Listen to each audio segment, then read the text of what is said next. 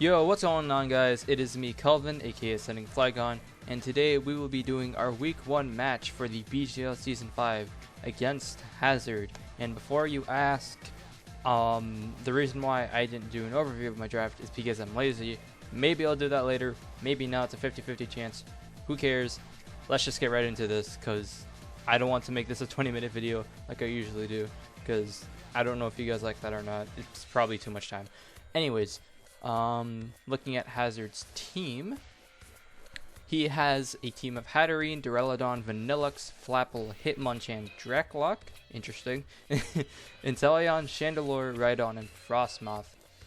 Now, out of our team of Aegislash, Silvally, Any-type, Noivern, Vaporeon, Runerigus, Lantern, Durant, Cinderace, Gallade, and Musharna, we brought Cinderace, Aegislash, Vaporeon, Durant, Noivern, and Lantern. Now I'll be going over my sets and my thought process with these sets. Now first, we have brought a max attack, max speed, adamant Cinderace with Power Ball, Sucker Punch, High Jump Kick, and Court Change with the Expert Belt item. Now, the reason why I'm running such a hyper offensive set is because it just puts in so much work against this team. Nothing like switching into a Power Ball, except for Inteleon. No, not even then. Like, except for Rhydon and Chandelure. Rhydon naturally checks Cinderace, but if I get it to a low enough percent, depending on how bulky it is, then I can always high jump kick it. And even then, Rhydon doesn't always like switching into Power Ball because it can get burned. And then there is Chandelure, which then gets Sucker Punched into the next dimension.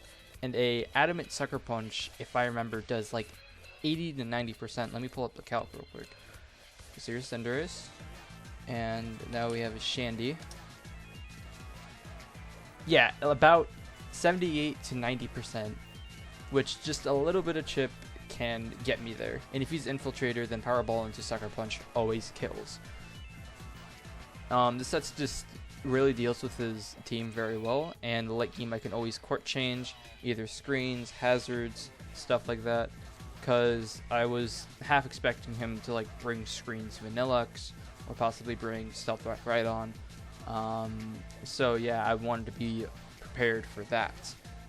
Next mon we have is Aegislash, a Life Orb set with Close Combat, Iron Head. Oops, my bad, hold on. Alright, my bad. I forgot to go on Do Not Disturb, so you saw that message from not Hazard, Arch, my boy. Anyways, going back on what I was saying before, we have a Life Orb, Aegislash with Close Combat, Iron Head, Shadow Sneak, and Substitute. Max Attack, Max Attack Adamant with 164 speed and 92 HP. Now, the speed investment is to always outspeed Rhydon, and as long as I always outspeed Rhydon, I think either the CC or Iron Head do more. I think they both do an equal amount. I could be wrong, but I'm pretty sure they both do an equal amount. Maybe Iron Head does a little bit more. But,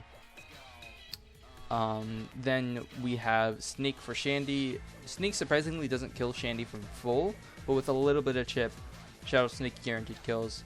Iron Head hits almost everything on his team for massive amounts of damage. Nothing like switching into a Life Orb Iron Head, except for Duraludon, but then I close combat that, so it's fine.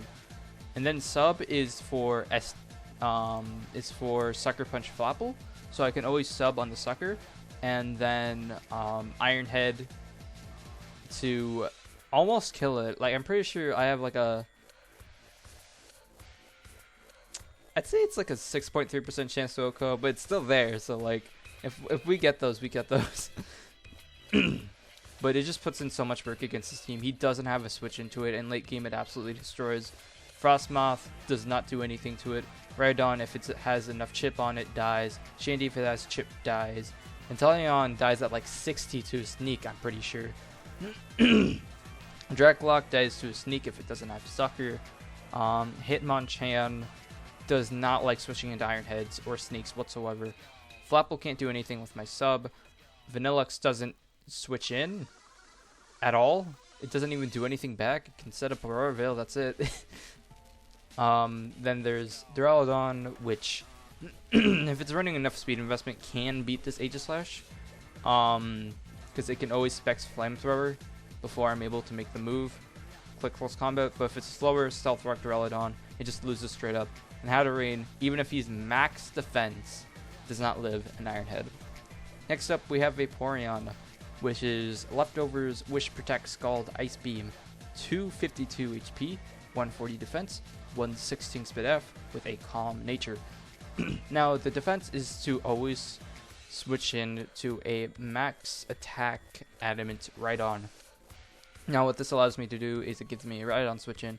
Not only that, but I can always just Wish and Protect, and I'll be up to full again. And this does its decent. This checks a decent amount of his team. It's Frostmoth setup 8, obviously, but this does pretty much just check Rhydon, Shandy, kind of Inteleon if I get the burn. Dracloak does nothing to it, even at +1. At +2, it doesn't even kill, and Ice Beam revenges. Hitmonchan, I don't think does anything, and if I get the Scald Burn, it's over. If I predict the Flapple with Ice Beam, it's over. Vanillux can only hit me with Freeze Dry, and if he locks himself into Freeze Dry, if he's a Specs, if he's some sort of choice item, then I can always just like wish into something else, like Aegislash. Duraludon is the one. Duraludon and Hatterene are like the only things that truly beat it, because Duraludon can just switch into an Ice Beam. It does a decent amount. That's like 40 uninvested, but it can at least threaten with Specs, Thunderbolt, and Calm Mind.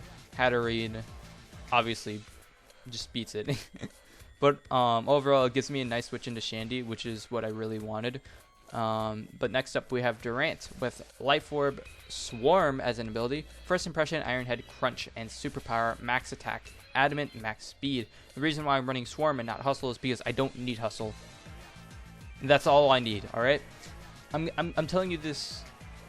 If I don't need Hustle, I am not going to run it. Because like if I need a Hustle for a specific calc, I'm going to run it. But if I do not need Hustle to kill something, I'm not going to run Hustle. Because that's such an unnecessary risk I need to take. And I really didn't need Hustle this match, because my main goal is just to deal a lot of damage and revenge kill late game. And that's exactly what Durant does. Nothing switches into it on his team. Nothing. Like, my coverage covers everything on his team.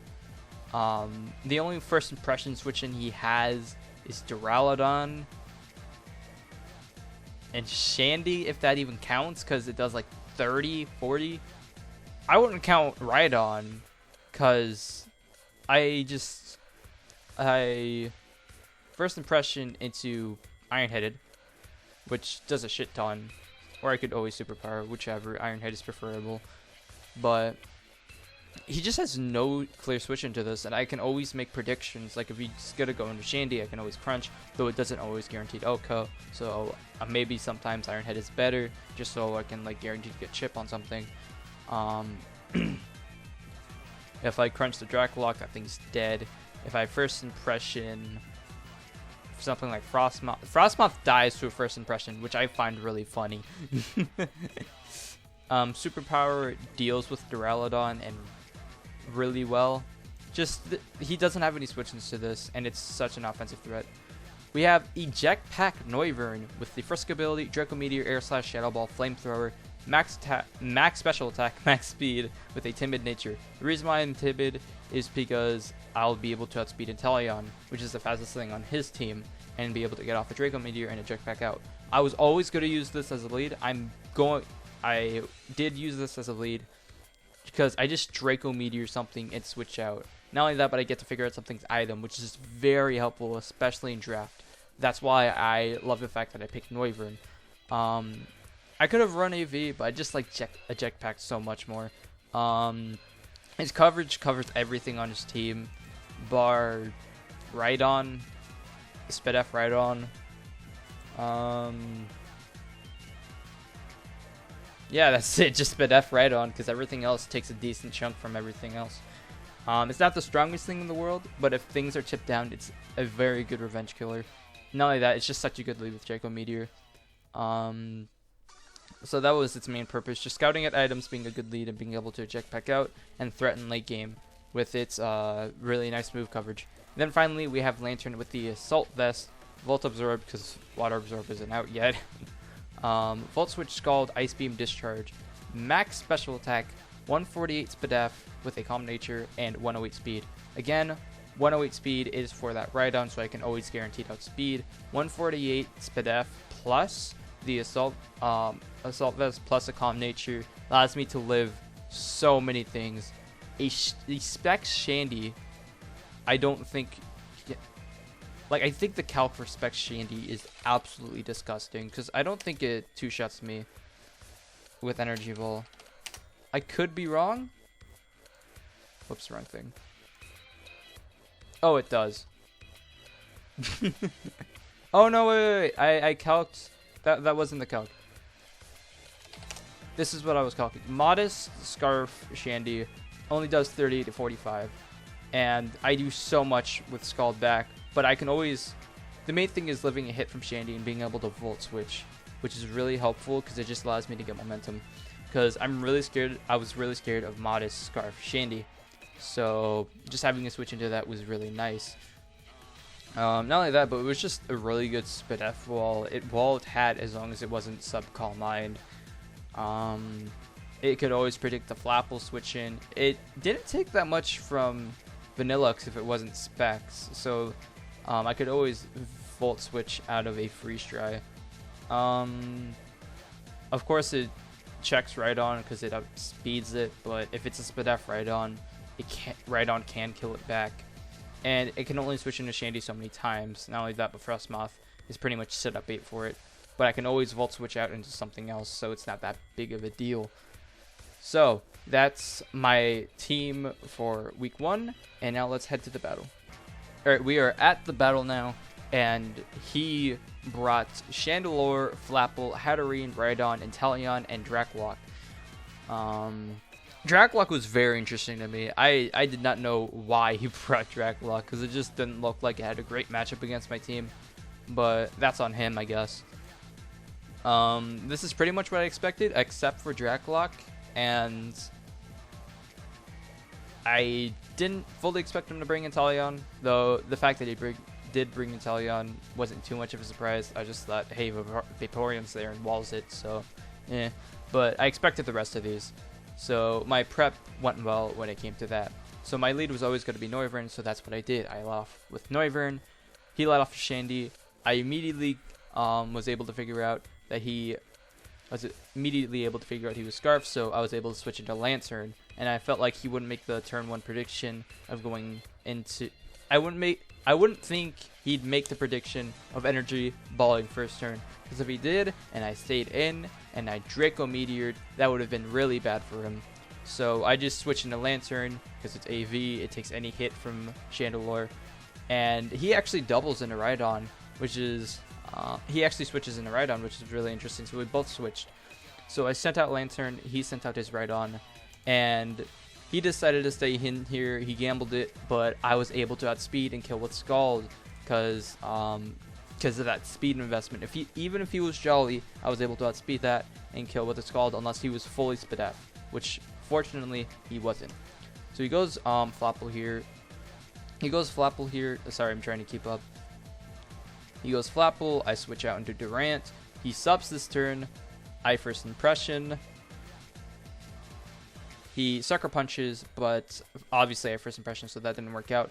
I almost crunched here. I was going to crunch here. And I know you're probably just like, oh, people always say that. But I was going to crunch here.